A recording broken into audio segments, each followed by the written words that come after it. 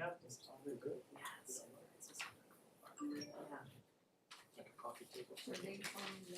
It digs a little bit, it's like Yeah, floor yeah, plans, that's and you exactly can that. actually copy floor plans and just how they use different materials to create sort of the nice modern, you know, with taking everything across the garage and this kind of thing.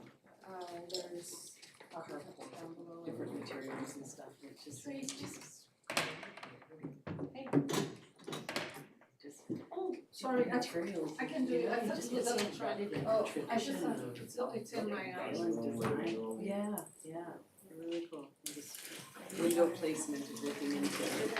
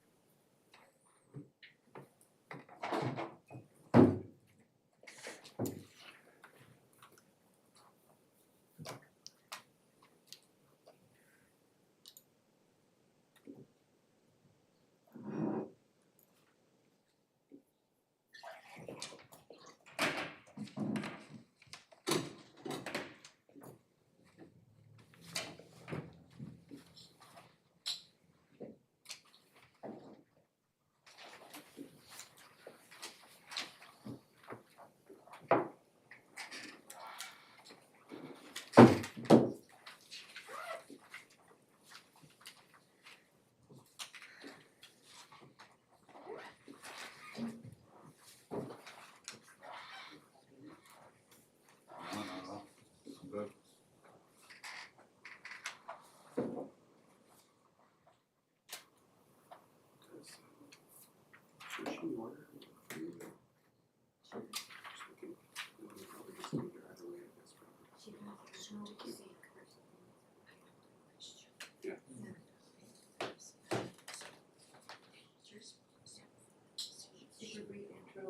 Yeah, No, I just picking my head around the moment. okay, Yeah, I don't need, we don't No, need no, to, I it's just totally thought fine. it might make Yeah, sense. yeah, actually, yes. Can I use the, finish the signature?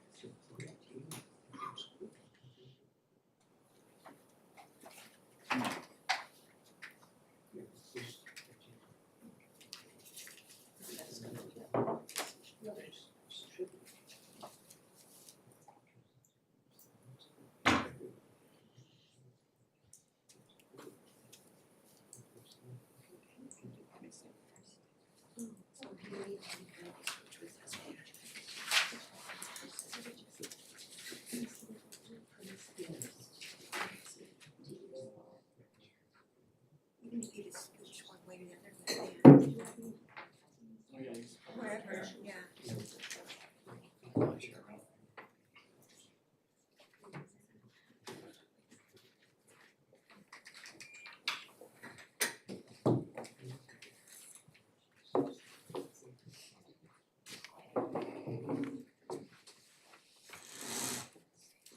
Terrible thing to do. Yeah, it is. First sunny day we had in months, come on, man. I know, it's painful, eh? Yeah, December. it's a shame. It takes the eyes a moment to adjust, but it's good. Yeah, but it's this.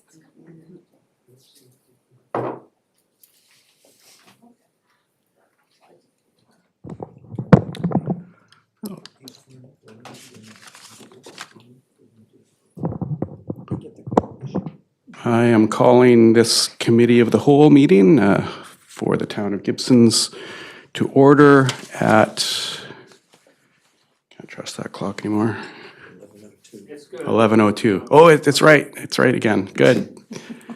I just had to go off to Eastern Standard Time and I come back and the clock's right again. And on February the 23rd, 2024, and we're honored to gather on the traditional territories of the Squamish Nation. First, we need to approve the agenda. I already hear discussion about the permissive tax exemption policy, so I think it would be make some sense to switch that around, and I just talked to staff about that too. So just with that change, doing that, doing 3.2 before 3.1, we need a motion to approve the agenda. Moved by Councillor DeAndrade, seconded by Councillor Kroll. All those in favor? The motion carries. So we'll start with the item 3.2, which is on pages 31 to 45 of our agenda.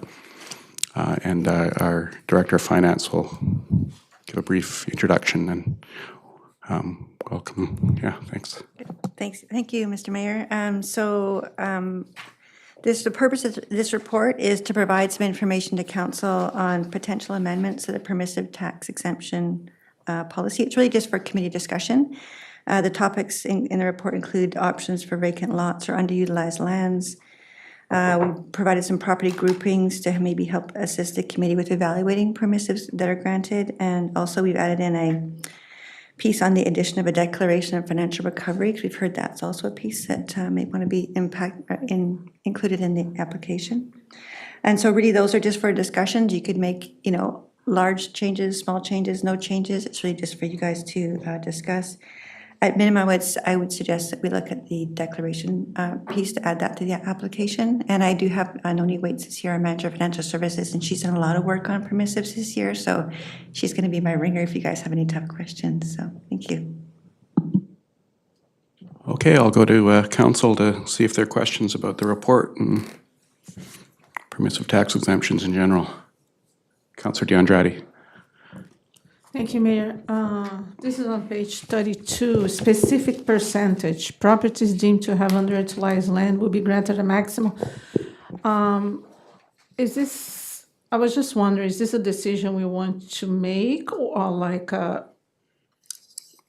now or in the near future, or are we going to look case by case? Because my understanding is that the whole application will be an analysis of each situation individually, but so I'm a little bit not sure where we are going. I think we always have the authority, I guess, to decide case by case, but having some guidance in the policy is an option for sure, and also I think as the director mentioned, if we are thinking of doing this in a different way, providing the groups and the public with an indication of what way we're going in the policy could also be a good strategy for communications anyway, and let people know. I can see Councillor Kroll first and then Councillor Thompson. I'll defer to Councillor Thompson first. Thank you, Councillor Kroll. As far as looking at it individually or broad strokes, I think the declaration of financial recovery is a broad stroke to be included. It would be an important move forward. Councillor Kroll. Thank you, Mayor White. The whole reason that this whole issue was brought up was the issue with underutilized land with respect to the shortage of public land we have in the community that we can direct towards some housing, and specifically affordable housing and rental housing. So I do appreciate, I'm not totally familiar with the original application for for the tax exemption, but I did notice in the form that the Director of Finance provided that it asks specific questions like, what are you doing to support the community and specifically housing needs? So it would be my inclination when these forms come back for the next year that they be reviewed individually and not just sort of a sweeping blanket statement. Councillor Lumley. Thank you, Mr. Mayor. I think we had already voted on putting that in the application, did we not? Yeah, as a council, that's what we agreed to do. I think the biggest case that I might have is just underutilized land. I think that's the biggie on top of even for a tax exemption for underutilized properties. I mean, there's some examples that are people that are helping, I guess St. Bart's being one of them, but I'm not sure if on Dogwood and, is it South Fletcher, on the corner of Dogwood and South Fletcher? Gower Point. Or Gower Point, yeah, okay. Is that Christ is King? Yeah, okay. That's a big piece of property, and I walked by it the other day and I was thinking, I wonder what the taxes are on that property or how much somebody would be paying in tax on that property. I don't expect you to have it off the top of your head, but I think in those instances like that, I think I'd like to come up with some sort of a remedy as everything increases around us and everybody's cost of living and taxes, and we're fighting a budget increase today, and the regional district just introduced a budget increase. I mean, it's hard to sit around and I guess just give everybody a free ride and push the pressure on to everybody else, especially with the vacant land. That's something I think we should pursue. Well, that's a fairly extreme and obvious one, I think. You know, there's just very clear vacant land there.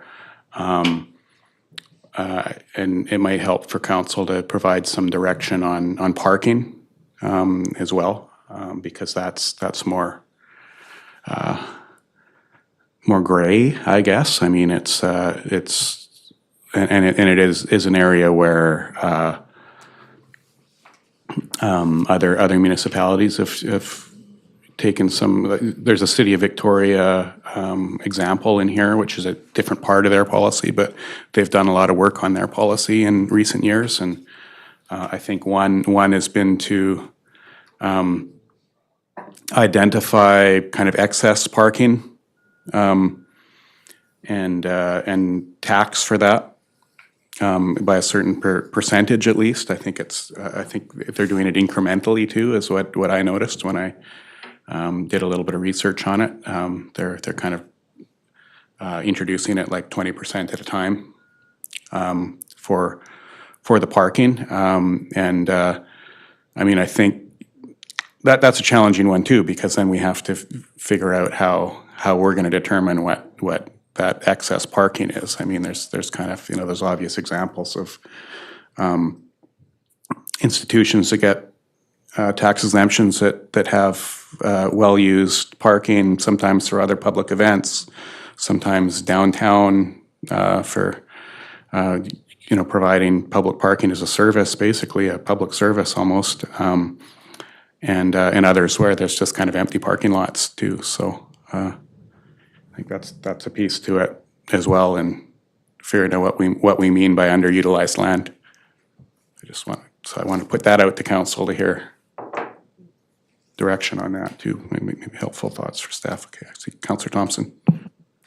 Yeah, that's the tough one, because there is some excess parking that isn't utilized by the community in another way, and then there is excess parking that is being utilized off hours. I think, we can say that the GPAG, it would be one of those examples of that is a utilized parking space 24/7 almost, versus where you have excessive parking lots where there is no use and that lot sits entirely empty except for a period of function of a small hours in a week. So I'd be for taking that into a consideration. And is there an opportunity for us to be able to look at the lot size in calculating a percentage, looking at a lot size, looking at the building size on that lot comparative to the parking space and making a percentage based on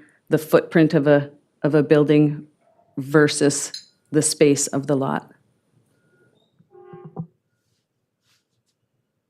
Councillor Kroll.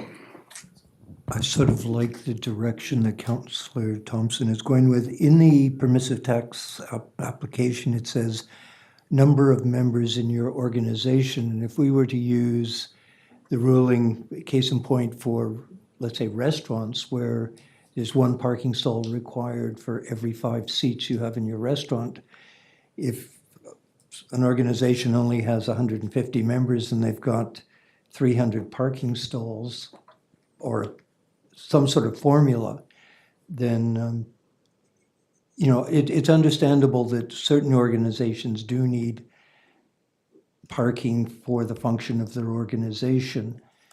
But if it's sitting vacant for 6 days of the week, where it potentially could be fulfilling the need of housing with, still incorporating parking. So I think there needs to be a number of people that are within the organization and the parking requirements for the service of those people. And whether it's a similar ratio to what we use for restaurants, I would defer to staff to come up with something clever and creative. Mm-hmm. To be clear, when I brought up Victoria, they're a more urban community than we are, obviously, with a lot of public transit. Part of their agenda was also certainly the philosophy that we shouldn't be giving tax exemptions for parking when, at the same time, we're also promoting active transportation. So that was part of their rationale, just to be philosophically consistent. Councillor DeAndrade. Thank you, Mayor. Yeah, I think because it feels new to me, this policy, right? Because we don't have too many examples, like you mentioned, Mayor, Victoria is more urban. We also have very restricted parking in Lower Gibsons. So to me, a consideration like a look individual case feels more comfortable at this point. But I would like to know if there's any guidelines for this specific percentage, because I thought in a certain number, but based on, it feels a little bit aleatory in a way, right? Depends. If we are looking individually, it's different because we are considering all the support that the organization is providing to the community, all the benefits. But if there's a suggestion, I would like to hear the rationale or how this will be determined. Sorry, how what will be determined? I'm just There's a line here that says on page 32, specific percentage. Properties deemed to have underutilized land will be granted a maximum PTE of. And if we are doing this individually, case by case, to me right now feels easier to process because it will be an evaluation of each case, and then we can determine a general number or a specific number for all the properties. I'm finding a little bit challenging, but I wonder if there's some feedback in this regard based on other municipalities or something. Yeah, or is the intent to be more of this is the guidance of what we would do, but then council would consider other issues about, not necessarily having that maximum number in the policy. Maybe staff may have some other insight into this. I see Councillor Kroll too. Sure, through you, Mr. Mayor. So really those examples were just to give council some options of, do you want to have a general guidance in the policy that says that council will be looking at underutilized land? The other option was if you wanted to get specific, we weren't really sure where council would land on this, is if you wanted to get specific, which it sounds like maybe you don't, is that you could actually put a parameter in there, you could put a range.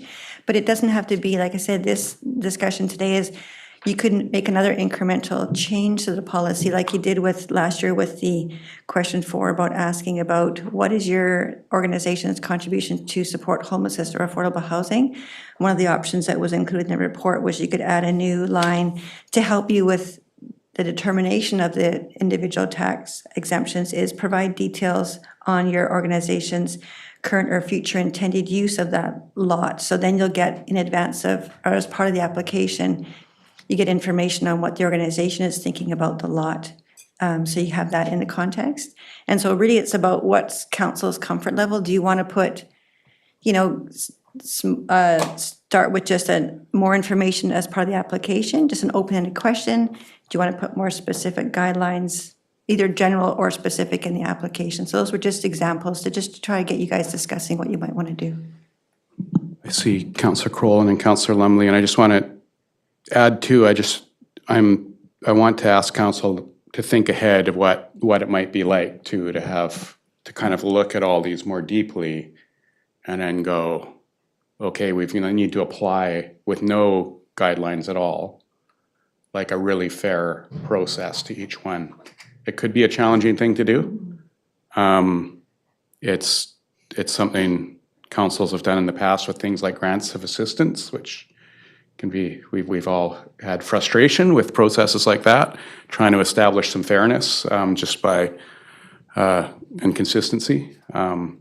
So I think that's something we need to grapple with and consider here about how much specific direction would be helpful in the actual policy versus, and I think we recognize we're always going to have some autonomy in our decision making too by going, okay, well here's what the policy may say, but there's an exception in this case because they have a very good answer on their application for something here that touches upon what they're doing with this property in the future, for example, maybe.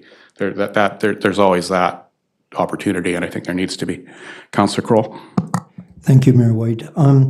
I think there's a couple of points here.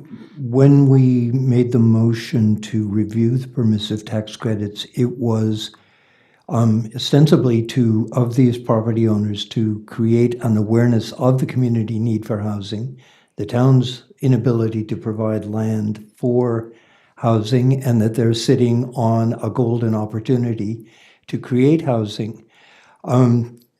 This review of the permissive tax credits, I don't like using the term, but I will use it. It's a bit of a wake-up call to people that are sitting on underdeveloped land. I think there's also an opportunity here, and I don't want to create more work for the Director of Communications, but I think the community needs to be aware of how the permissive tax credit system works. And in speaking to people who've approached me about why are we doing this, explaining to them, looking for land to create housing on, but also, as Councillor Lumley referred, is reducing the tax burden on everyone else, because most people in the community think we're just waiving the taxes. They don't realize that as a taxpayer, they in fact are paying those taxes on behalf of the people receiving the permissive tax credit. So I think there is going to be a bit of a hill to climb in when the applications come back for the 2025 taxation period of reviewing them. And, some people may say, hey, we're already working with someone, we're looking at redeveloping our land to create housing. Yay, we'll continue working with you.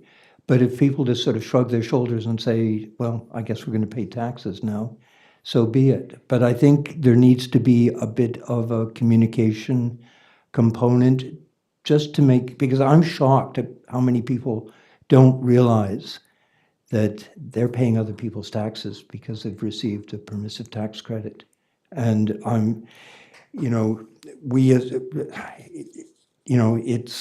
don't think it's anyone's shortcoming in them not being aware of this, but I think it's something that we need to communicate, because there is going to be public pushback on, hey, how come you guys are being so mean in cutting the permissive tax credit to that poor little church or the poor little Legion or whomever it is.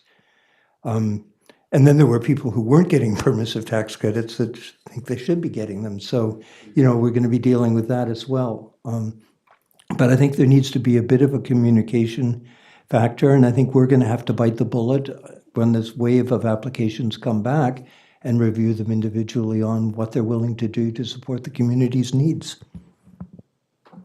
Councillor Lumley. I feel like we could spend all day talking about this, but I don't think there's that many definitive issues with the permissive tax credit for, like we've just brought up parking and vacant land. I mean, I don't know how many other large factors that would go into it, but I think, you know, maybe I think we have to set specific rules in place. I don't think we can go property by property. I think we just have to figure out, okay, what shouldn't we be allowing as a permissive tax credit? Like, say the size of the property. So maybe this property, we could determine what would be, you know, I mean, we could determine what would be acceptable for some land. But if they have 4 extra acres attached to it and they don't plan on doing anything with it, it's been sitting there forever, but they don't want to pay tax on it, then you kind of have to, and if they do plan on doing something, we have to have specific timelines from them. Like, you know, and if somebody says, well, you know, you've got all this parking space, and then they decide, they go, well, we're going to have a cold weather shelter 1 day a month. I mean, what's, you know what I mean? Like, I think we have to set guidelines, like we have to actually, I guess staff would have to investigate and give us some guidance on it, but I think it has to be like, it can't be wishy-washy, because then we'll just run into this quagmire of like, I mean, the application, I know that we've discussed this, but it's already kind of like, I mean, I don't know, not that people are going to make things up or do as little as they can, but I wouldn't want to see people doing as little as they can just not to pay tax. Yeah, I think some specificity would help too, though. I even think, though, in that example, there's still going to be quite a bit of subjective decision-making needing to be made by council when it comes down to looking at an organization saying, we have plans for this property. And it's kind of like, well, anybody can say that. I can say that about my property. You know, maybe one day I'll do something different with it, you know, but it's kind of like, so at what point are we going to, and how specific are we going to be about like determining what we're going to accept as valid plans or a valid plan to build housing, say? I mean, is it an organization saying that they hope to do this one day, or is it actually engaging BC Housing or, you know, some affordable housing support organization to getting drawings, architectural plans done, that kind of work? Like, I think we still need to figure out, or we would need to figure that out on the spot, subjectively, based on what their responses are, or even have some specific guidelines for that, which I think would be hard to do. Councillor Thompson? I feel like we all are sort of struggling with that specific percentage. And that's why I go back to, for me, just trying to figure out that ratio, these number of PTE applications, how difficult is it for us to be able to use that percentage formula based on occupiable space and then, you know, the underutilized? Is it, because if you're looking at that 100%, occupiable space is 25%, we can say 75% parking or underutilized, and then that's where we could present that exemption case to reducing that 75%. Do you know what I'm saying? Like, how difficult would it be for us to be able to go instance by instance of using a formula like that to determine a specific percentage?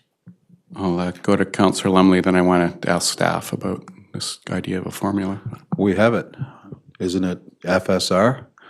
Couldn't we apply that to the You know, the idea of all this land and a tiny little place on it and saying, well, here's what could be on this land if it was developed into housing. Here's the size of your land. Here's how much housing you could create with parking and with acceptable lot lines and setbacks and green area. I mean, don't we have that calculation already? Well, our Director of Planning happens to be here. I don't know if she planned to weigh in on this topic though, but that's a thought. Thank you, Mayor, and thank you, Councillor Lumley, for that question. We do have FSR. We don't have it specific in our zoning bylaw per lot, so I'd have to do a bit more digging to see how the FSR calculation would apply to property tax exemption, or have a conversation with the Director of Finance to figure out how that would work. Also, for any other kind of basic formula, I'm wondering if our finance department is hearing this and getting any ideas about, could there be a formula that we could concoct about,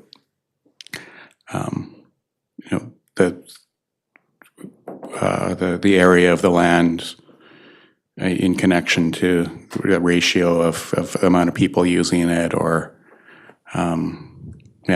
and the size, I think, of the building too, is what I'm hearing. I'll start, and if you have any thoughts, weigh in. Further to Councillor, so through you, Mr. Mayor, further to Councillor Thompson's point, is that, we do have, like BC Assessment, they view the lot and they apply as statutory. They look at the lot in what portion is statutory and what portion is not. So there is ways that we could do that as well, probably using our GIS, looking at, okay, here's a total lot and divvying up the size. So that could potentially be something that was brought back to council as part of when the applications come to you and we give you the big spreadsheet with all the numbers, we could potentially bring back something like that in terms of, here's how much the building here's the lot size, here's how much the building is a lot, and here's how much is the rest. Maybe get a bit more granular with here's how much is parking or not parking, I'm not sure. One thing to keep in mind, if from a specific formula point of view, is with the churches, they have the statutory exemption, which you don't have any control over. That's already taken into account, so that one might skew things a little bit. Do you have any thoughts, Nelly?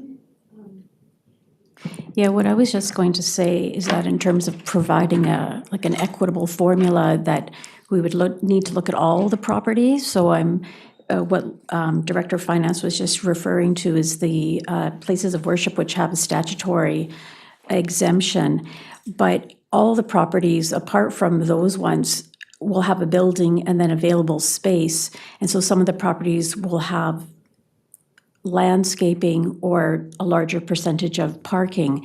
And some of the properties, I can think of a couple that actually do have a lot of vacant land that is neither parking nor a building, it's simply vacant land on the particular lot. And so I think to be equitable, we would need to look at all the properties to look at the ratio between what is building, what is available space, and then for places of worship to remove the statutory part. So I think we would have to provide that for every single property that's permissive tax exemption in fairness. And I guess something else I'm hearing too is maybe the need for another question in the application about more specific to, because we have the housing question, we have, people could decide to answer that question in talking about their complete land, but it sounds like it might help to have a specific question about underutilized land, and asking the organizations to comment on how all of their land is used and what their plans are for it, something like that. To get specific about that, Councillor D'Andrade? Yeah, there's a question here, actually, the Director of Finance already provided. I think this should be mandatory, provide details of current or future intended use of vacant and or underutilized land. And And I understand, Mayor, that there was we struggled in the past with the grants application. But I felt, first of all, in a way, we're not following the criteria necessarily because we were extending certain organizations over and over again, which was not according to the policy. But I think this is pretty clear. The message is we need housing or that you provide any service that is valuable. And we can decide here, I think, in this forum, what is valuable. I think we already provided enough guidelines. I understand, again, in very detail can be very challenging as well. So in a way, I know it's going to be a little bit work for council, but I feel that we are clear with our objectives.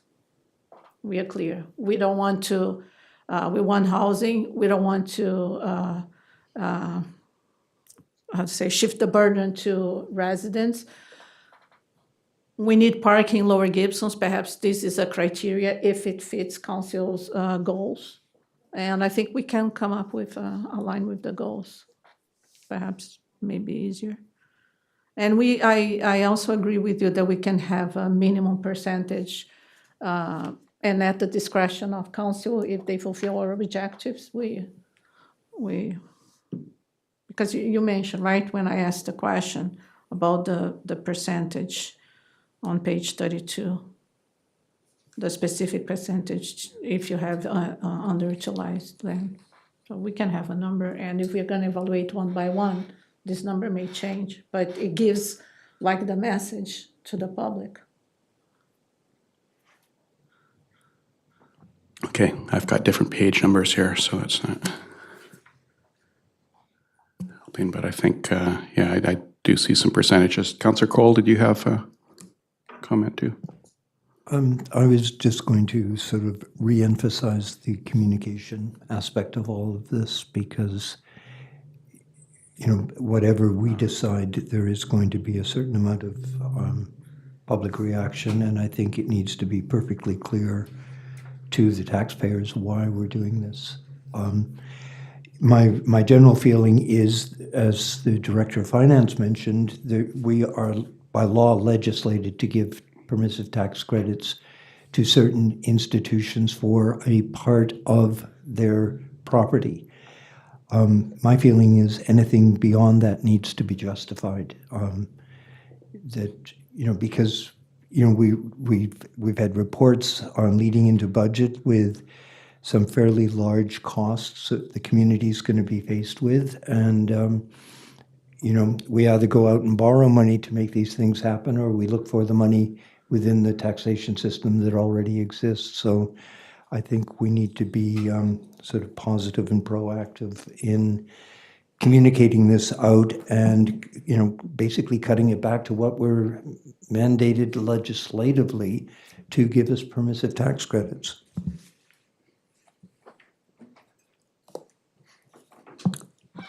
Okay, well, I think what I'm hearing overall is there's some interest in having some specific direction, but there's also not. So I don't know if, I mean, I think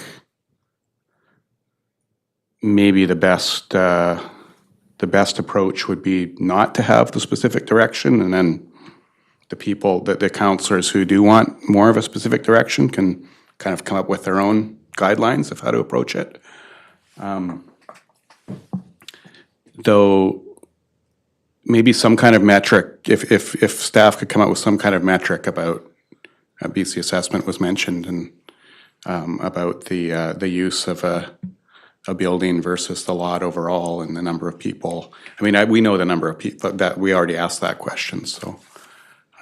But if there was some kind of comparable metric of measuring up the people and the lot size and the versus the building that's actually used for the purpose of the exemption, maybe something could be experimented like that.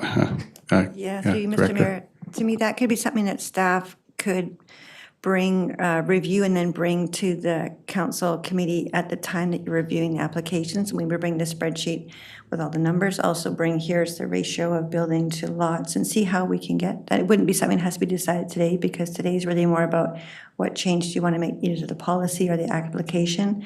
So people who are applying know what information to give you. But then we could work on the background and see what other information can we give you for those comparisons that help you make your decision. Okay, so that'll be helpful, and there's support for that question, proposed question, to add that to the application form. Is there anything else that staff would appreciate in terms of direction here? Through you, Mr. Mayor, just the confirmation of the declaration, and that's really just a housekeeping item, tightening up the application that it's so rare that a property changes hands, but it has happened in municipalities, and there's no mechanism to recoup some taxes. So that, I think it's a good improvement in the application. Seeing support for that too. Should we have a motion for this direction, or is this something staff can just take away and bring back? Or Yeah, it's helpful to have a motion just from a record-keeping point of view, but either way would work. I mean, we're getting pretty clear direction, but if you want to make it a bit more formal, that also helps the communication piece. Okay, Councillor Kroll? Thank you, Mr. Mayor. You mentioned earlier, or someone mentioned, I believe it was you, that if you are considering redevelopment of your property on a specific timeline, like are you working with a developer, yada, yada, yada, which I think would be helpful if that could be added to the current application that'll be going out. Because when they come back, if we can see that so-and-so is working with, a developer or a contractor to redevelop and provide housing, then we know they're on board with us and why we've reviewed this whole process. So I think if we could add that to the question. I think they should be definitely encouraged to provide details because that would contribute to the legitimacy of their plans for housing. And I would also move that the recovery of taxation in the event that a property owner should sell the property they're receiving the tax credit on, that procedure be incorporated into our... That's the declaration, right? Yeah. Okay, Councillor Gandrati? Yeah, I don't know if... I think the details, it would be helpful if staff specify details, suggestions, right, a contract or whatever, some sort of, instead of, because I think we want to see some proof instead of just saying, oh, we're negotiating, just like a verbal commitment. So perhaps if staff can provide some direction of what will be useful, like some paperwork included, I think would be easier for us to judge, right? Just a verbal say, oh, we are talking to.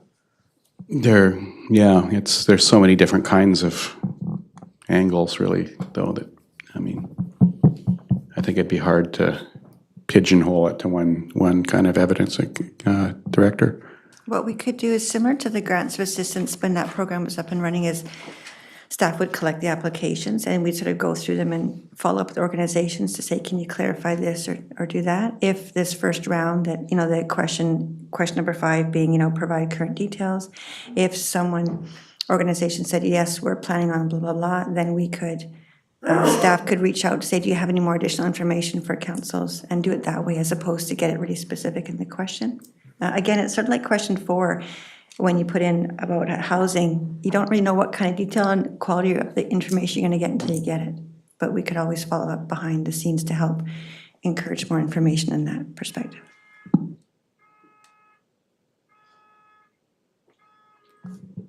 Oh. That sounded very healthy. Yeah. Carmani?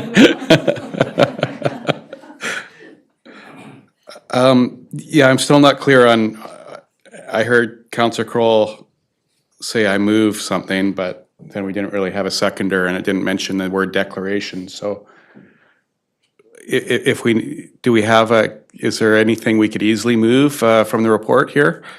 Maybe staff can help? I think, through Mr. Mayor, that the recommended question 5 and the declaration, I'm not sure the full wording, be added to the application form. Simple as that, and then we'll Okay. provide. Does someone want to move that? Councillor Kroll, seconding Councillor Thompson. All, is there any discussion? All those in favor? Motion carries. So does that cover it? Okay. It covers it for council too? Yeah. And the communications piece is definitely heard as well. Something we can work on, and I've noted. So on to the first item of the agenda is published, which is the preliminary general operations budget, pages 5 to 30 of the agenda. And I will look to our Director of Finance to report on this just as an introduction. Okay, thank you, Mr. Mayor. And so I'm just going to provide a really high-level overview for council or committee, and then turn it back to you if you can discuss the budget. So this 2024 general ops budget was developed in the context of council's strategic plan, also in the context of the social and economic pressures, not just locally but worldwide, that are being impacted or impacting our ability to deliver services.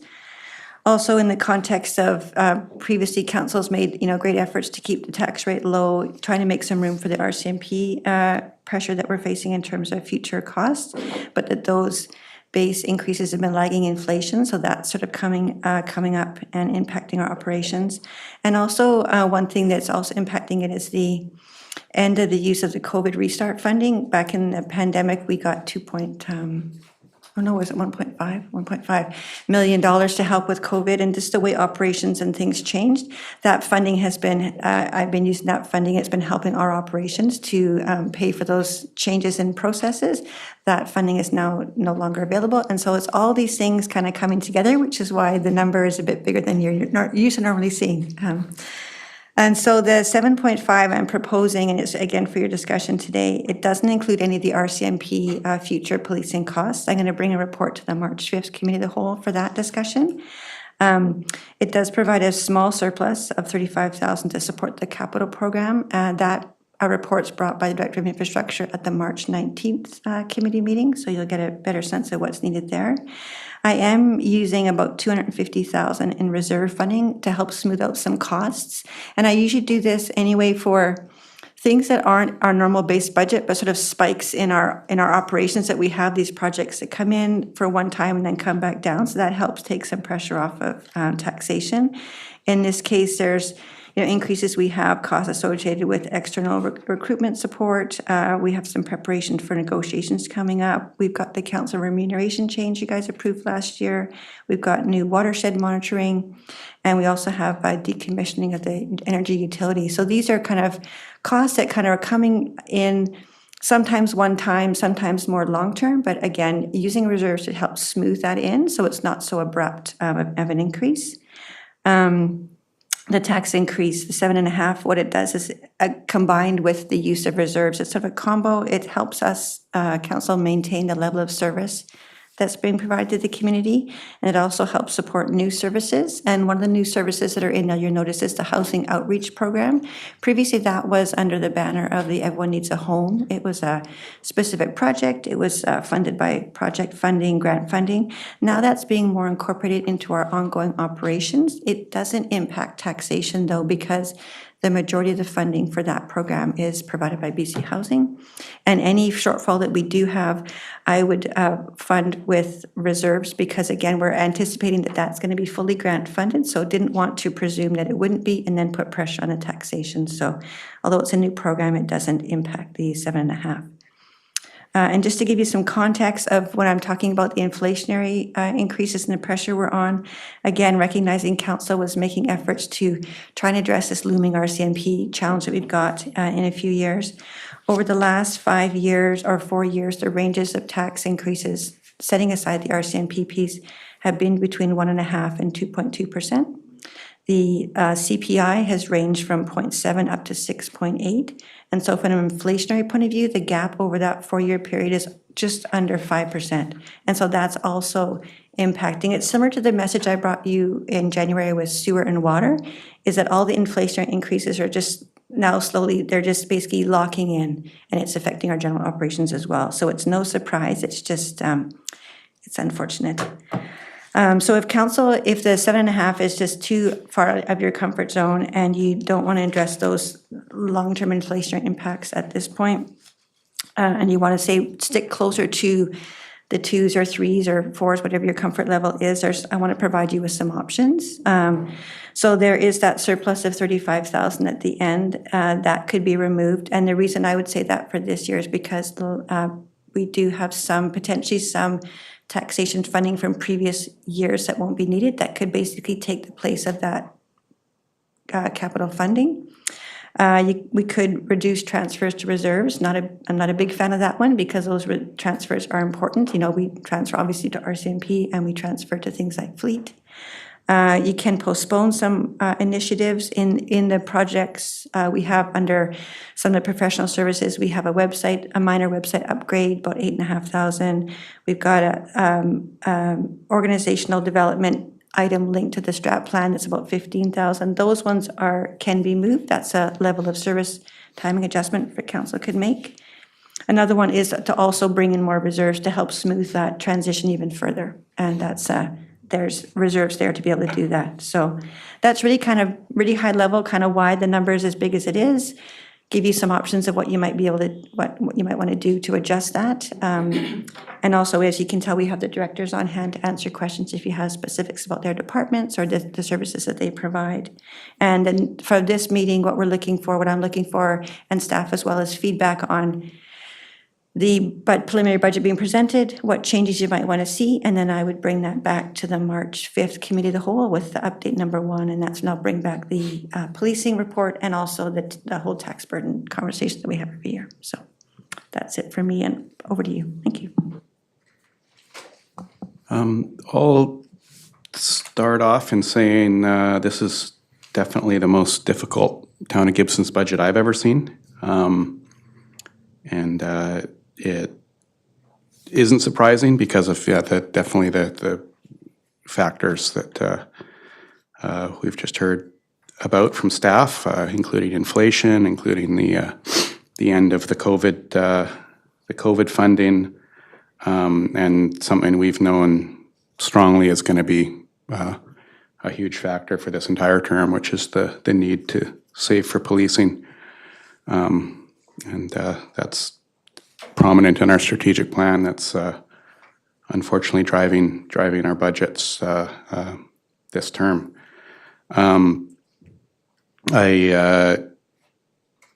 Especially because of that need for the other 5%, I don't think 7.5 is something we can do on top of that. And Councillor Lumley has mentioned the SCR. He was just at the SCRD yesterday, and that's something we need to consider too, is those, and I raise it to them every chance I get, that it's when we're in a difficult situation in our municipal taxation, it's really challenging to also expect our taxpayers to take on a big SCRD bill. And we managed to get, actually we did, over the budget process at the SCRD, we managed to get our percentage compared to the others, the other areas, down proportionately more than the others. So I think some good work was done there, and we were heard, and it came out to being less than it was looking like at the beginning. So that was appreciated and positive, but it's still high. What did it end? Councillor Lumley, do you recall? That's overall though, right? Across the board, 12, I think. Oh, ours is 8.8. 8, yeah. 8.2. We're around 8, yeah, a little somewhere between 8 and 8.5. So we're already looking at that.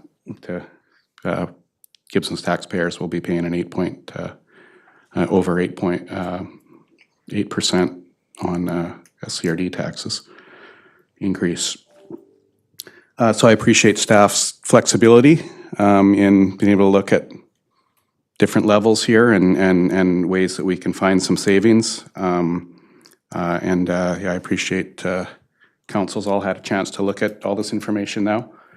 I'll open it up to questions. I mean, I think first, though, I'd say at this point, no question, we should not plan to have a surplus to start off. And I'm hopeful that, I mean, we've got a lot of grants coming and offered this year that are going to keep our staff very busy, including the Growing Communities Fund for a lot of work that's going on in infrastructure, and lots of work that's going on in planning as well for the official community plan and zoning bylaw updates. So I think the grants are going to fund a lot of the important strategic work that we need to get done in the coming year. I'm also the only thing I wanted to hear on the radio this morning is how much money has been set aside, and it sounds like in the election budget there's about $4 billion that's been kind of set aside that we could see roll out over the year in terms of other grants. And I know UBCM and a lot of local governments have told the provincial government we'd sure like to see another Growing Communities Fund draw in the next year, and we really need it too for asset management and the kind of infrastructure that the demands that are on us. So I'm hopeful to see some of that too to help offset the fact we probably can't have a surplus for capital this year. Yeah, I'll start with that. I think that's a rational place to start. I don't think we can have that surplus considering the situation we're in. I also think since it was brought up that we can postpone the organizational development and the website for a year. I think it's serviceable right now, and I really appreciate that that number of 8,500 is really affordable. I've seen other organizations and municipal governments spend a lot more on upgrading their websites, so I think that's modest and something that we should be looking at doing and making sure we do this term, and maybe some funds will come forward to help us with that too during the year. But I think we should probably cut down on those things of actually planning for them in the budget and needing a tax increase for. So I'll look to council to provide some input as well. Councillor Kroll. Thank you, Mayor White. And ask questions. Sorry, I mean, I kind of skipped that part too. There's a lot of questions that we can ask here. The capital the reserve that was going to be created in the budget, that amount works out to about 1%. Part of the problem we're in is for years, the can was kicked down the road and things were deferred and taxes were kept low. The big concern I have, and there's, you mentioned the $8,000 for one thing. That's, 1/4%, 1/5%. But my big concern is how much longer do we continue kicking stuff down the road if we don't grapple with some of these things? Nobody likes, tax increases, but, the big concern is that sooner or later, someone's going to have to pay, and we're just passing this on to future generations who are going to be sitting here grappling with this. So what kind of projects? I just want to ask you, what are you referring to? You mentioned one item which takes it down to 6.5. Unless we can hone in on items that are going to take it down 1%, taking it down, a percentage of 1%. I didn't really see anything that was glaring at me saying we can defer this. It's not something we need. We're in a catch-up situation because we've kept taxes so low for so long, and even during COVID, when we were concerned about people's ability to pay taxes, and we lowered the taxes, we didn't really have a huge amount of people who couldn't pay their taxes. So,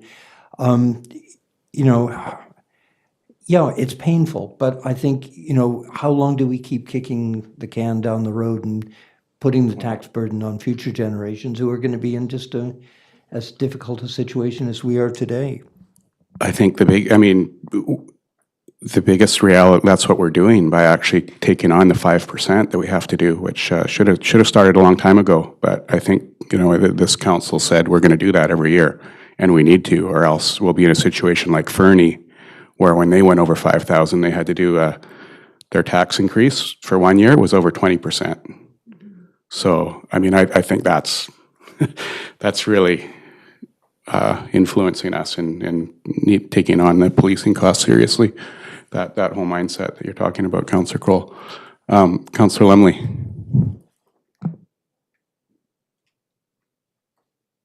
Yeah, thanks. I guess I have a couple I just want to nail down a couple numbers before I ask some questions. But if the total expenses are, and the 7.5 has already been included in the revenues, right? So the total expenses are $9,600,000. So 1% of that's $96,490. And you're saying that 1% of tax increases, what would the number be like this year as a percentage of tax increases? 40%. 1% is 40,000. 40,000, okay. All right. So, like when I look at the budget and I understand, sometimes when I sat in the regional district like we had we had a lunch and learn, and it was about expansion of transit, and it was a handy dart transit, and they put the numbers up on the board, and so I'm just gonna. This is the way I looked at this budget too. Is that so they can't take on any more new members for Handy Dart, so they have to expand. Like they want to expand because they say they can't accept any more people, but they have a waiting list. They have people wanting to get on the Handy Dart. Okay, now I'm a business person, right? So the first thing I thought is that, well, raise the fees. Expansion means it's going to cost everybody a little bit more money, and you can expand. But when they put the numbers up on the board, the revenue stayed the same. So what happened is they're hoping to get, the one number was a wish from the BC government, and the other number, which would be over 1% here on our budget, was going to be from the taxpayers from the regional district. So then I started thinking, I said, so at some point, I know there's social implications to being a government, but at some point, your government, I don't know what, the government has to choose and decide what the role is, right? So, and sometimes you have to make hard decisions. So I think that's, we might get to that point today or throughout the next few weeks. So when you look at the budget, there's fees. Like, so if you don't want to make people pay taxes, or you want to keep the taxes low, I guess the only other thing is raising fees for people that are actually taking on services from the government. And we've talked about this, like people that come to the counter all the time, or excessive use of staff time. It's like, okay, how can we recover this, like labor through fees? So even if I looked at it, so you take off 35,000. So when you look at it, I've been paying business license fees for years now, and they're the same amount. They haven't gone up. So even if I said, well, in the last 4 years they haven't gone up anything, but everything else in the world is going up. And if I was going to, so 20% say you said, hey, we haven't raised these fees for so long, we're gonna put a 20% increase on business license fees. So just even quickly, just saying, if we did that, that would be $30,000. That would be almost a percentage of our tax increase. And then permit fees, even if I know we struggle like with permit fees and stuff like that, but even if you look at the budget, permit fees, what we raised or we expect to raise is 300,000. What if you just increase them by 10%? You know, because that 300,000 comes over a lot of people. So it's not like you're asking one person to pay all that money. You're asking, but these are services. The permit fees are because our government or this town of Gibsons is offering them a service. And maybe it's time to it's time to accurately collect or at least push some of the burden onto the people that aren't just getting water and aren't just putting out their garbage, but people that are actively using the town's resources in the town's office. So, I mean, that's another $30,000. So if you take the surplus off, you increase the business license fees, you increase the permit fees, that's like almost 1% of your entire expenses. So you're up to, you're over 2% of your increase. And that's just like three things. So, I don't know, maybe instead of, if you want to reduce the taxes, maybe we should just look at fees. And you don't want to take the reserves, like the transfer to capital reserves, it's 60% increase this year. I can only assume it's for a good reason. That's a lot of money. And I know the solid waste has gone up. So the one question was, are the fees covering that entire increase in the solid waste? Are they? Okay, that's good. I feel like Dave, you should see that movie, Dave, where he goes in the White House and brings his accountant buddy in. Have you seen that? Yeah, that's what I feel like right now. And then the other thing is pushing back the GDU EU funding for if maybe when we're not so heavy on projects. That's $57,000. That's another percent. I'm not sure how much we use of the climate action plan or what it's being used for. But I know we're still working on kind of the baby steps of that. So I'm not sure if you can put that into reserves or reduce the amount of reserves and maybe use it later for climate action. But that was $73,000. And then the other one was a question I had was a lot of the other things that we do for social enterprise, like the building next door, the rents we collect on the building next door, is seriously low, but I understand why we do it.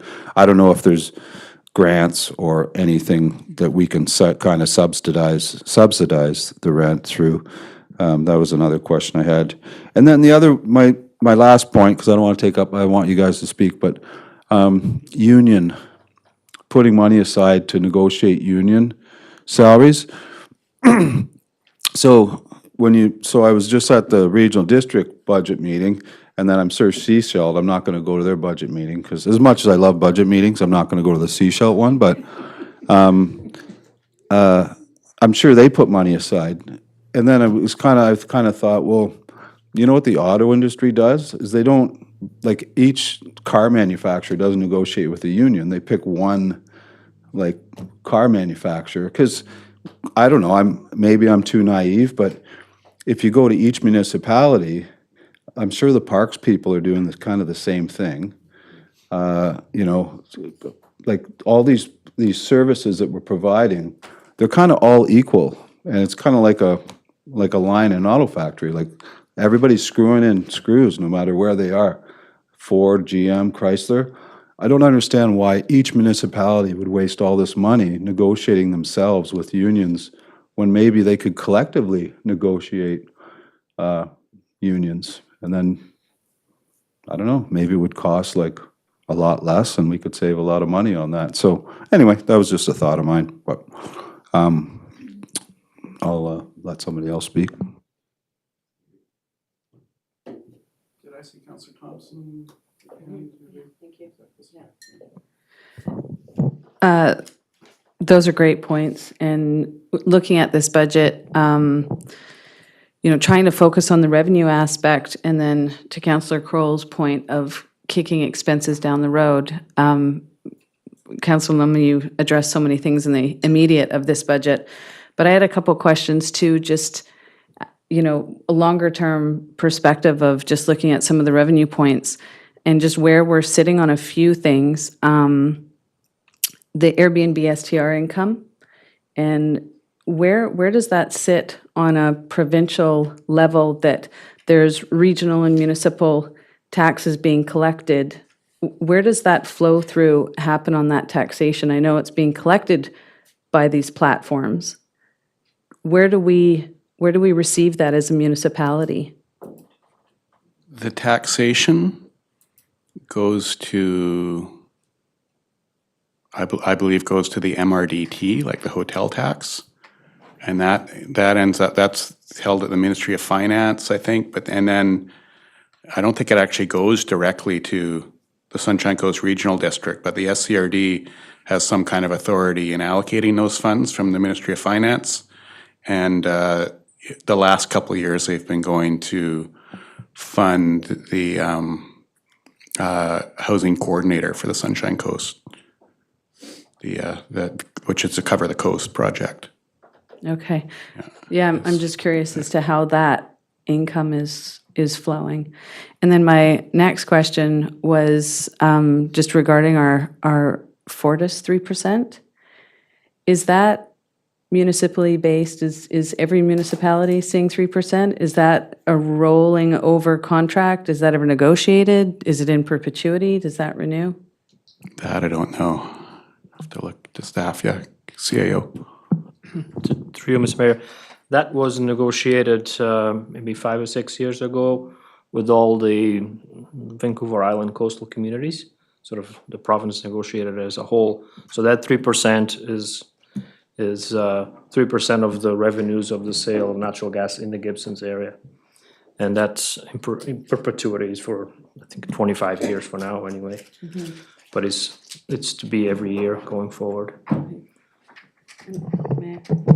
And so is the 3% is just a consistent percent? Is there ever an opportunity to, Staying at 3% as the agreement. It doesn't anticipate. It's been a few years since I looked at it, but I don't remember that there's much opportunity to change that, I don't think. Councillor DeAndrade. Thank you, Mayor. Yeah, I agree with the points made that we should be looking at our fees structure. I think fines, I would like to look at the fine schedule as well and see how much we can increase in a way that is still fair for the community, because obviously we added another bylaw officer and there's a cost implicated, right? And if the community wouldn't have any infractions, then we wouldn't need bylaw officers, but they do, right? So, and I also like to see what is possible in terms of fees, because I feel we are always behind, right? We wait for the inflation, so we are at least 1 year behind. Now we are perhaps many years behind, and then there's an inflation and we add, but we already have to pay for the service. Salaries increase every year. So that will be a more proactive thing. I think it would be possible just to see how much are we catching up with this fees, with fines, and be proactive, anticipating the minimum inflation. And now the minimum inflation is more than 1-2%, at least for the next 3-4 years, I believe. So I think this is. I also have a question. It's just a clarification on page 10. I see $5,000 when the report talks about transfers from reserves, and it says 5,000 transfer from the affordable housing reserve to cover general projects. I just want to clarify: is general projects in affordable housing? I would think. Okay. I just want to comment on the fines, and I'll go to Councillor Kroll. I think it's a great idea to review our fines and see if they're at a adequate, consistent level with other municipalities. And I'm uncomfortable with doing it in the context of budget, though, because I just feel like, it's not, we don't want to get into a situation where we're reliant on fines for any kind of budget. You don't want to have telling our bylaw officers, hey, meet your quota this week, because we need to pay to keep the lights on. So yeah, I think it's a good point to make the staff, that let's make sure our fines are in order and up to date. But I don't want to become reliant on in the budget on fines.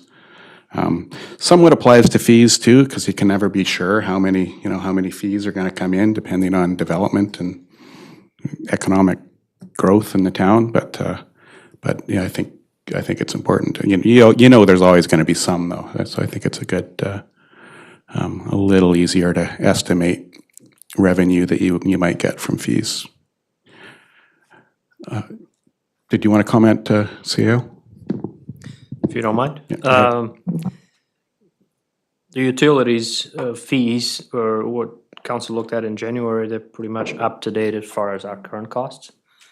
One other big fee opportunity is in the development cost charges, and that's one of those it's quite a bit of work just to confirm what the fees are, because the due diligence there, it's not something we can just make up. So those are going to be updated in short order. I think this year council will see that will be a good opportunity to bring those costs up to date. The services, it's always a sort of a question of this expectation that we should charge what it costs to service. It's not always that simple that we can recover for every minute that we charge, but certainly the fees, this year we're going to see that bump on the fees, which also means that we're pretty busy for that kind of money. But you have to still keep that one in mind. But I'd say the DCCs and the utilities are the ones that sort of have the most opportunity for sort of catching up. But the other ones are a little bit smaller in terms of impact, but not that they're. Thank you. And Director? Thank you, Mr. Mayor. Yeah, just to speak on that and to the points that Councillor Lumley making, what you guys are hitting on, which is terrific, is really that we have a revenue problem, right? Because our limit is often it's just taxation, and it's as well as that works, the services that local governments have to provide, the taxation isn't enough. So we are quite heavily reliant on grants and fees. And from a fee perspective, I'm not sure if the Director of Planning wants to talk about it at all, but the Chief Building Official is working on the building permit fees. I'm not sure the timing of that, but that is working on right now. That wouldn't be something I could incorporate into this budget this year, but it could be for future, depending on the timing of it. And also those ones are, the Mayor mentioned, are development driven. So we do an estimate. And so this year we have an estimate of 300,000 for building permits, say specifically. It might end up being 4, we just don't know. Sometimes it's just timing of development, but we are working on looking at those fees. And I was looking at another small community on the island recently in their budget for a totally different reason. And I just happened to come across, I was looking at it's a similar reason. What are their different fees that they get? Like, how do they operate at the level they do? And I noticed that they have, in their context, they have a lot of parking revenue because they charge for parking. The other one that they had is their business license fees was basically double what ours are. And so that's an area as well that, not necessarily parking, but the business license fees is on our radar as well. And that would be, again, the bylaw department looking at that. So you're spot on in terms of where some of the problems are. Some of the items that you did mention, though, the LG cap funding, so you see the revenue going in there. I transfer that out to reserves because generally that funds the projects like the urban forest plan and the carbon, there's so many acronyms, carbon neutral plan. So that funding gets used on the capital side. The increase in reserves, what you're seeing there is previously what we used to do, it's really just improving the way we show our accounting is previously the interest on our reserves, in ops, I would just show the net amount and I wouldn't show the gross. So what I'm doing now is really showing the actuals, like we're getting increased, you'll see increase in revenue from interest revenue, but then you see the increase in the transfer to reserve, but the net amount is basically the same. So that's really just a housekeeping item that you're seeing there. But yeah, thank you. Councillor Kroll. Thank you, Mayor White. I certainly appreciate Councillor Lumley's background in accounting, his view of things through his, I don't think they're rose-colored glasses, but they're red glasses, certainly hones in on things. So my question would be, of the items that Councillor Lumley mentioned, is there anything that could impact on this year's budget in the time permitted? I realize, I know, we're looking at DCCs and building permit fees, but anything that's on the table currently would be subject to the current fees, would be my understanding. And so, if there is a big project on the table now, they're going to be paying the current fees, not new fees. But the question being, is there anything that Councillor Lumley mentioned that would impact? And I do appreciate his insight, because he's also a business owner, and business owners do pay more taxes. And I thought his insight on what a business owner would be willing to pay as an increased fee was, I appreciate his candor. Well, yeah, the business licenses aren't that much, but if we add them all up, it'll be helpful. I just wanted to maybe answer that somewhat. We'll go to staff too, but I mean, I think I don't want to put staff on the spot here. Like, I think it's fair to I mean, for this meeting, this is the first time we've seen this, to bring some ideas forward and see, kind of give an idea of what. Mostly this is kind of a temperature check. It's definitely getting into details, as I appreciate Councillor Lumley did, but also, what level are we comfortable with here, and then let staff have a look at some of these ideas that we're bringing forward, and maybe some of their own when we raise this. So yeah, I don't know if we want to. I don't want to ask staff to completely endorse or completely rule out some of the ideas that have come up here, because it might take some going back and then coming back to council with something. Councillor Lumley. Yeah, thanks. Through the mayor. Yeah, I mean, those are just, I mean, I'm just, I guess we call it spitballing, right? Like, and I'm for sure, it'd be interesting to hear what, finance can come up with at our next meeting based on some of these discussions. I mean, I know that when you first get on council, they tell you, well, you can't think of it as a business, but I mean, clearly you've got fixed expenses and you have variable expenses, and we have taxes and fees, and if we want to keep the taxes lower, then we got to jump the fees up to pay for things, right? If not, we would just say, okay, 7.5% plus 5, let's go. Like, we wouldn't be discussing this right now. So, I mean, if there are some of those variable expenses that might not be key, or we could play with, great. And that would be the only other option. I know there's like a lot of projects on the books. I think the town's like completely headed in the right direction with all its infrastructure and the path and everything that's going into it. I wouldn't want to start taking projects off the book. I don't think we're project heavy. I think we're busy, but if you weren't busy, then there'd be a problem. But that's just kind of the way I thought we could approach it. And yeah, I mean, pump them up even more. Like, if the business fees go up by $100, it's not like people are just going to close their doors. They're not going, what? That's it. No more. It's less than $10 a month. So, I mean, if we can start thinking it on that way of thinking, there might be a few other things we can dig up in the budget and go, hey, this isn't really a big deal, and we can help a lot of other people out. That's all. Councillor Thompson. Thank you, Mayor. There's two things in the budget, just quick questions that I'd like to have a better understanding of. One is on page 9, under operating grants. The unconditional grant that the town receives from the province each year has been reduced to $500,000 to better align with actuals. That's just my one question. And then the second question was the computer services line item of $200,000. I'd just like a better understanding of that, if somebody could help. Yeah, thanks for asking that one. The unconditional grant was one I was wondering about too. It's not a very big reduction, I think, when I actually found it in the grant, but just the way it was written, it was, Yeah, is that question, yeah. through you, Mr. Mayor, I didn't really want to drop that, but I was looking at, I'm overestimating how much it really was. And it was really just me aligning it down too, because I was a bit over optimistic, thinking that would increase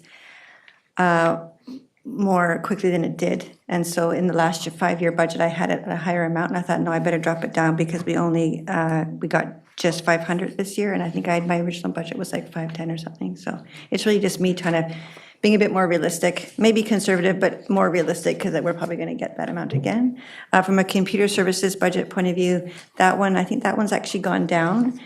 Tracy, our Deputy Corporate Officer, can speak to that, but that one does see some spikes when we have certain software that have 3-year licenses, so sometimes it goes up and down a little bit about that.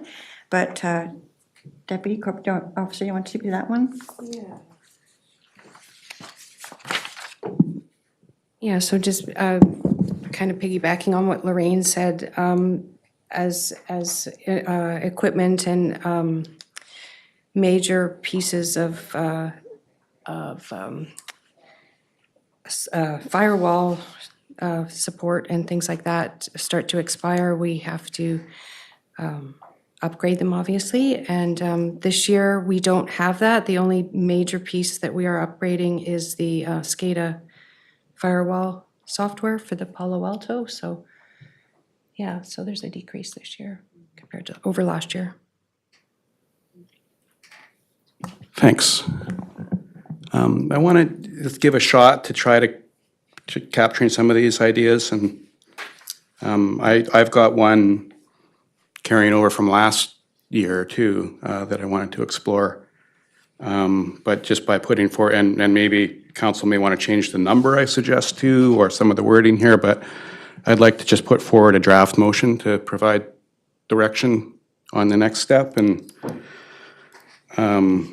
that is to request staff, and I want some flexibility here too. I don't want, I mean, if this isn't possible, I think council would accept if the response was different, but so I use the word explore. Request staff to explore reducing the tax increase to 3% through initiatives such as increasing revenues, exploring or considering service or information sharing with other local governments, and reducing professional services in the operating budget. And I can explain that last one. It was something that was suggested last time if it's seconded. Is that seconded by Councillor DeAndretti? So I want to touch on that last piece, and that's that we do have professional services. They go up and down. Councillor Lumley raised last year, could we reduce those in the operating budget and really kind of, just try to tighten that up a little bit when it comes to legal, so like, I guess, especially from, I think, some of our experience in the past as longtime councillors, sometimes there are really big legal issues that have to be dealt with. Fortunately, knock on wood, there's been a couple hiccups for sure, but nothing massive recently. But hopefully it's something like just in the operating budget we can keep a close line on, and if something big comes up, then you need reserves for that, obviously. Like, that would be something that would be more appropriately funded through reserves, I think, for some major legal issues or other professional issues, other professional service issues. So that's the thinking on that one, that maybe we could, maybe it's possible to find some savings in those lines.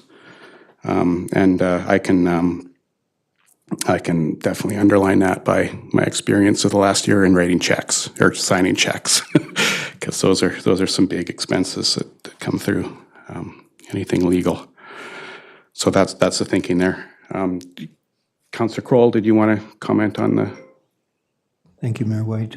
With respect to the professional services, with our development permit reviews and our OCP work, there's some fairly heavy professional services there. Are you suggesting we defer? Those aren't covered in the operation budget, no. No, those are major projects that are being funded by grants.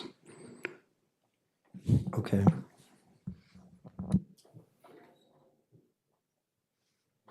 Any other discussion? Does that seem to summarize it? And I'm trying to leave a lot of leeway in using words like explore and initiatives such as, because there's probably other. I think the main thing is like just trying to figure out a number we're comfortable with, especially considering we're probably looking at 5% unless I think that's our general direction as a council for the policing part. I saw Councillor Lumley and then. Yeah, I to the mayor, I think it is a good initiative to try and strive for. I mean, part of me thinks that the 5% is almost like an exclusive from the budget process. Like that's like a complete outlier that, it's not our fault kind of thing, So, yeah, I mean, if you can shoot for what you've asked for, and if we can get close, I'd be pretty happy. So, yeah. Okay, thanks. Yeah, and something else I'd like to explore. I raised it with staff too, and I appreciate Lorraine gave a response, but I haven't been able to follow up much. But as I've heard other municipalities often say, like even once they've got the pay for 70% of policing, they often talk about the fact that, or our tax increase this year is 5%, and then there's the RCMP piece, which is an additional 5%. I just heard a mayor say that at a event I was at a few weeks ago, and they kind of treat that other 5% as something they really don't have a lot of control over. It's unfortunately, but that's the road we're heading in. So I'm wondering if we might even be able to communicate that even on the tax on the paperwork. But that's something I've asked about that we could look at. Councillor Kroll. So just for clarification, currently the suggestion we're at 7.5. You'd like to see it, and that was without the policing. So it was 12.5. So you're looking to staff to see if they can reduce it to 3.5 plus in that area, plus the 5%, correct? Yeah, like 8. So it'd be around 8. Yeah. Yeah, which is, if there are media watching, it's good to get that out too, because I remember last time we did this, there was a headline that says, council looking to reduce their the taxes to 1.5%, which was like, not the message I wanted to get out to the public, because that got people's hopes up. Really, the 5% is a reality we have to deal with, and this is 3% in addition to that. Yeah, so we'd be looking at 8 overall, presuming we're going to do the 5 again. Director of Finance. Yes, if I can just get a bit of feedback. So regarding the professional services specifically, I'll work with the different departments to kind of dig into what those items are. If you see often I'm getting clarification on if there's key items in those budgets that need to be done this year, if council will be okay. So if I find an alternate funding source for that wouldn't impact taxation, so what you might see is not the professional services going down, but know that I'm going to be increasing a different funding source, mostly reserves to fund those big those spikes that we're seeing. Yeah, that's a helpful clarification, because also when we look at this budget, we can't tell actually what's, it's an operating budget, but some of it's funded by taxation, some of it's funded by reserves, so it's helpful to have that recognition. Yeah. Really, what we're hoping to look for is reducing the taxation piece. So can we vote on this? All those in favor? The motion carries. Is there anything more to address? And